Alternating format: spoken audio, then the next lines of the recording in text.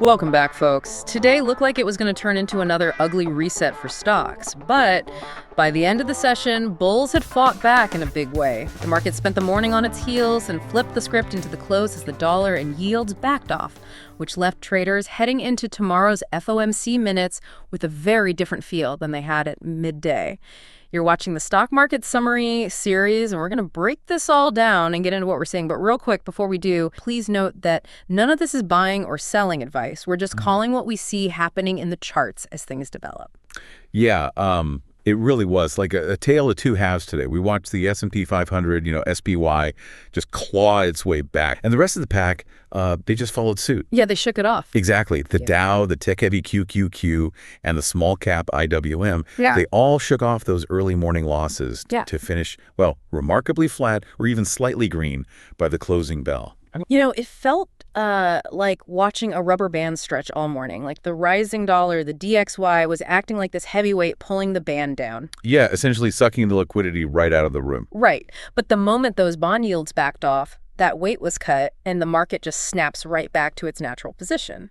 And that rubber band tension we saw in the broader market is like perfectly magnified in individual stocks right now. Take TeraWulf, ticker WULF. Oh yeah, WULF. It finally broke out of that symmetrical triangle we mentioned yesterday, which is basically, a chart pattern where the highs get lower and the lows get higher until the pressure has nowhere to go but violently pop. Right, it just builds and builds. Exactly. All right, so let's tie this individual price action back to the macro picture.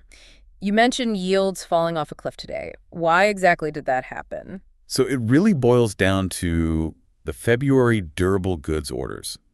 They dropped 1.4%. Wow. Yeah, it was drastically worse than the 0.5% decline the street expected. And if we look under the hood, that drop was heavily dragged down by weaker demand for transportation equipment. Meaning goods just aren't moving? Exactly. But wait, how does a stalling economy actually help stocks bounce? Well, because of the Fed. Right now, the Federal Reserve is hyper aware of stagflation risks. Because of the Iran conflict. Yeah, you have a stalling economy from this durable goods data combined with high oil prices driven by those Middle East tensions. Right. A stalling economy plus sticky inflation equals stagflation. So, paradoxically, this weaker economic data actually helped stocks because it implies the Fed can't afford to keep rates aggressively high. So it forced bond yields lower. Exactly. The classic bad news is good news scenario because it handcuffs the Fed.